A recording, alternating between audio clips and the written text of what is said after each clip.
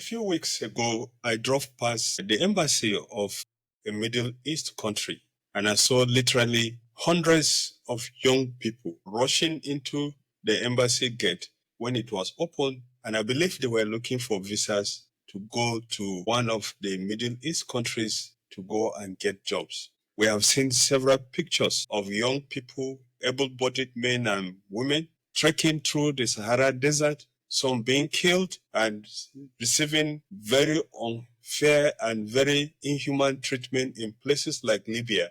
And then they take the risky task of crossing the Mediterranean Sea through rickety boats. And sometimes you wonder why people should take such risks.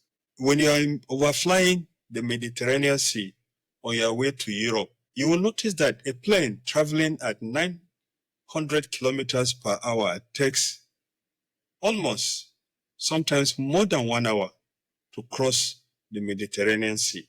But literally, every year, hundreds, thousands of young men in Africa take that risk, go through the desert, go through the boats. Hundreds are killed and hundreds die just to go to see or to make their lives better, so they believe, because they think the grass is always greener at the other side. Recently, I heard the story, a very pathetic story of a young man, a brilliant IT professional, who took his young family on the journey to America, to the United States. He was going to go to Ghana, take a ship or a boat to one of the Southern American countries, and then go through the tortuous journey of entering the United States. But somehow their efforts to pay and get into those countries, into the United States, were thwarted when President Donald J. Trump was sworn in, and the government in the United States started very serious, strong border patrol and enforcement of immigration. And now he had to come back to pick up the pieces. And so, not just him,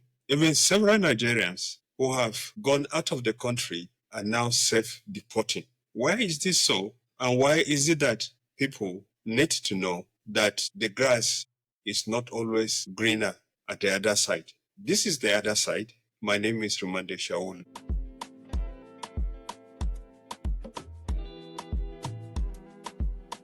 A few days ago, a video appeared of some desperate Nigerian young men who were taken by a Chinese company to a place in Central African Republic and were abandoned there. From the video that was shared, which the Chinese embassy responded to, saying that it was going to investigate, you could see that those guys are just at the mercy of the elements and anything that will happen to them, because they are moving away from Nigeria to go and get their lives better in other parts of the world. But the reality is that the same economic problems which are creating disaffection within the African continent are also rearing their heads or are creating problems for countries in Europe as well as the United States. And in any case, several of the people or the agencies or the persons who come to lure these young men and women out of Nigeria are not doing it for altruistic reasons. There are gangs that are engaged in getting these young people out of the country. There are horrendous stories that have been told that some of these young men or women become victims of organ harvest. They become domestic slaves and actual slaves in some parts of the world where they have gone to. A picture also appeared of a young woman crying that she needed to be rescued from one of the Arab countries because the master to which she was sold to molests her sexually and does not pay her. So many of those stories abound, but yet young people, young men and women, are still insisting on taking the tortuous journey, the very dangerous journey to Europe, because they could find, according to them, better standard of living. However, what is happening in Europe now is that Europeans who believe that their jobs have been taken over by these migrants, some who believe that the problems that they have over their welfare, their schools, their inability to live the type of lives that they are living is because their governments have taken in too many foreigners. In places like the United States, the government also insists that a lot of the crimes, some of the atrocious crimes that take place in those countries are undertaken by migrants. And for those who watch the news regularly, last week in the United Kingdom, several protests erupted in several cities. And the protests were over the anger of some communities. Why were they angry? They were angry because they believed or had cause to believe, according to them, that the migrants that had been taken in by the government in the United Kingdom was not only taking away their jobs, taking away the welfare that should be given to them, and sometimes even trying to distort their culture and force them to believe or do things that they do not want to do, but that those migrants are engaging in crimes. As a matter of fact, the protest was not the first time that people had protested in Europe because of migration. But these protests by the indigenes of these countries are increasing in number, and I dare say that it is obvious that the doors are closing for those who will insist that they will need to go out of Africa or particularly Nigeria to make their lives better. Just take a look at what happened in Ireland, in Dublin, in April this year.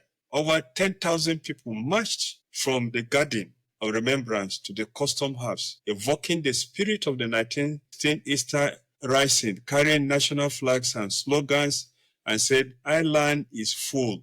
They were protesting against the increased number of foreigners, of migrants in their country. As well in May, in Poland, anti-immigration protests were organized by someone called Robert Independence Association. Tens of thousands of people marched through the country carrying Polish flags and calling for stiffer border controls and limit on integration centers. So it goes on. In Northern Ireland, just last month, protests were triggered by two Romanian-speaking teenager suspects.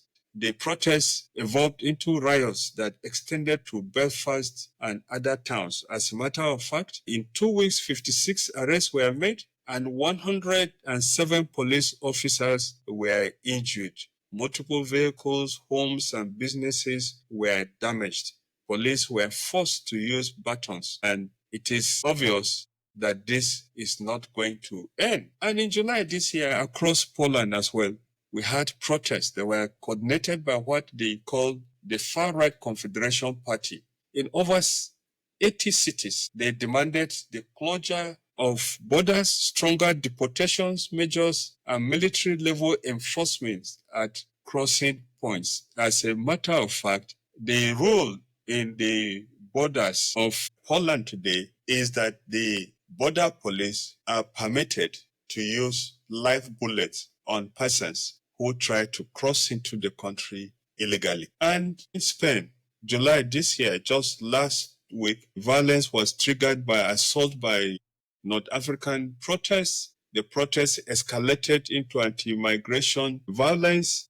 And of course, they said far-right groups and locals attacked businesses and individuals of North African origin. The police arrested 42 people and 20 persons were identified as participants. There were numerous assaults and properties were destroyed. That is to show you that Europeans or the West is getting tired of the number of people who cross into their countries illegally. And of course, if you check around, you will notice that in the last few years, and migration rules have strengthened, even in countries that had migration rules that were seen as lenient. It is now very difficult, becoming increasingly difficult for even people who want to go to school to freely move to some European countries. What is obvious is that many of these countries have changed their migration laws, and this did not start today. We'll just look at a few of them. Hungary, since January 2024, adopted a stricter migration law, eliminating general purpose residence permits and introducing what they call 8 employment-specific permit types. Guest workers are now limited to designated occupations and countries and can't be extended beyond 3 years. And Hungary does not offer paths to permanent residency or what they call family reunification. That is, if a family member goes to Hungary and he could ask his fellow family members to come and join him there, the rules now make it more difficult for that to happen. In Poland, in late 2024, the Polish government adopted what they call regain control security migration strategy that will take place from 2025 to 2030. This emphasized strict labor market control, temporary suspension of asylum rights up to 60 days along the eastern border, and exemptions are only for a few migrants. And Poland has declared that it will not comply with EU's Dublin regulation for returning asylum seekers from other European states. In Bulgaria, even though immigration is still historically low compared to others, as of January 1, 2024, only approximately 2.2% of the population are third country nationals. A 2021 to 2025 migration strategy includes integration and asylum governance via the state agency for refugees, not as strong as others though.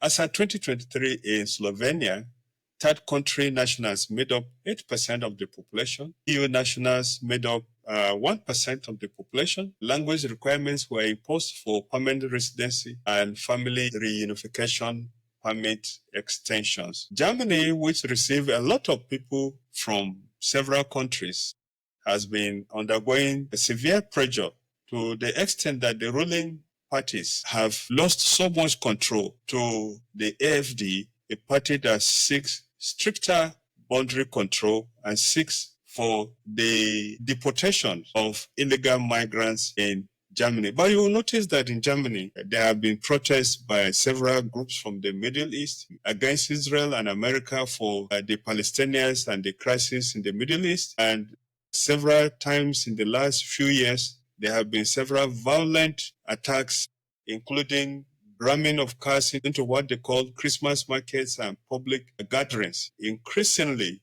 the groups that are saying that they should have stricter migration controls are becoming more popular. And in the next round of election, it is possible that these groups may actually control the central government in Germany. In France as well, a controversial 2023 bill imposed fines on undocumented workers and higher fees for non-EU students was partially struck down by the Constitutional Court. In Italy, in 2024, Italy streamlined foreign workers but tightened family reunification programs. Of course, even though the work visa quotas rose to about 450,000 from the 30,850 in 2019, there is reduced reception services in the first arrival centers, meaning that the reception is no longer as cordial as it used to be. And as well, Spain, the Golden Visa program was abolished in 2024. Irregular migrants can regularize after 2 uninterrupted years. They are down from 3. And of course, there is also growing restlessness over the number of migrants. In Portugal in 2024, the manifestation of interest route was ended, halting permits for migrants without jobs, even if they contributed to social security. And in Netherlands, one of the countries that has been seen as a country that has been very receptive, has also introduced stronger asylum and migration clampdowns. And of course, there are more severe and strict family reunification program. In Norway, even though it is not an EU country and it has about 3.0% African origin population, there's also tension about the number of people that are migrating to that country and the types of problems that they may be creating. And Sweden lowered its EU blue income threshold and tighten citizenship controls. And of course, it now insists that whoever comes to Sweden must respect Swedish values. So as you can see from the data that is available, the information that is coming out of Europe, it is very obvious that Europeans are getting fed up by the number of people who are migrating to Europe. This for many reasons. The first one is the governments in those countries will argue the people who are opposed to migration are what they call far rights, and they have been crackdowns on what you call far rights to the extent that the government in Germany had been working on declaring the AfD the party that appears to be winning the heart of Germany, accusing it of terrorism. How that will pan out will be left for the courts and the politics in Germany. But at a point in Germany, it had over 12,000 Nigerians that had gone there to seek for asylum, had gone through all the processes and failed up to the highest court and were waiting for deportation from Germany to Nigeria. However, the fact of the matter is that as the economy continues to create problems in Europe, so too will citizens of European countries complain about the migrants who come to their countries. However, the reality is that the number of people in those countries who are protesting against migrants is increasing. And because those politicians want to remain in office, they are likely going to increase the pressure on migrants. Also, they will strengthen and increase the rules, make the rules for migrants to live there more strict. And as they have seen the popularity of Donald J. Trump in the United States, the popularity of the deportation, mass deportation of criminal-minded migrants in the United States, many European countries will be emboldened in the next 2 years to also remove as many illegal migrants as possible. And the third point for me really is that there are a lot of Nigerians that are self-deporting from Europe because they have seen that the grass is not always greener at the other side. Many of them have self-deported and come back to the country because there are still opportunities in the country. Of course, there are economic problems, there are security problems in Nigeria and in most African countries. But these problems, some of them still do exist in the European countries. And the reason why the governments in Europe are doing better is simply because the citizens remain in Europe and put pressure on their governments to make things better. If the brightest of and the most vocal of African youths leave Africa to go to Europe or to go to America where they are not needed, where they are treated as second-class citizens, then who stands behind to put pressure on the government to ensure that they do things that they are supposed to do? And come to think of it, some of the ingenious, the resilience of the migrants, the very strong wisdom that they have in migrating, meandering through the Sahara Desert and through the Mediterranean Sea to go to Europe, if these talents were put into organizing within Nigeria or Africa, many of them will be in governments. Many of them will be responsible. If you look around, and that is the tragedy, people going out of the country to go and do professional jobs, it's a very great thing. But why will you leave your country, a graduate holding a master's degree or PhD, to go and be a security guard or to go and do home care or to go and sweep toilets in somebody's country? How does that help you as an individual? We've had stories of the Andrews who left Nigeria and have gone to Europe, working 3, 4, 5 hours. Working 3 jobs in a day and not even having the time to stay with their family members and not even being able to save money to do the things that they need to do. It is time that we begin to look at whether it is necessary to leave the country because some people in power are not doing things right, when in any case, we could be part of the solution. This is the other side. My name is Rimamnde Shawulu. If you have enjoyed any of our videos, please like, share, and subscribe to our channel. You can help us to get our message go around by liking our videos.